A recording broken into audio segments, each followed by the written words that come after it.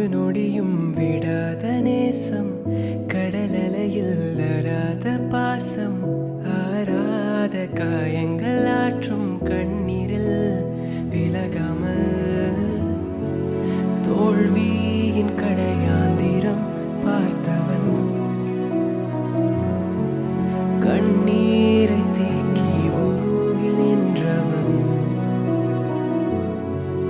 அழகாய் அவரின் நிழலில் நின்றவன். இதுதான் வாழ்க்கையின் அழகே. கடும் புயல் என் வாழ்வில் வந்தும் கலங்காமல் கடக்கிறேன். பெரும் இடிகள் வாழ்வில் எழுந்தும் அசையாமல் நிற்கிறேன். பெரும் கடல்கள் தாண்டி தாண்டி மீண்டும் மிதக்கிறேன்.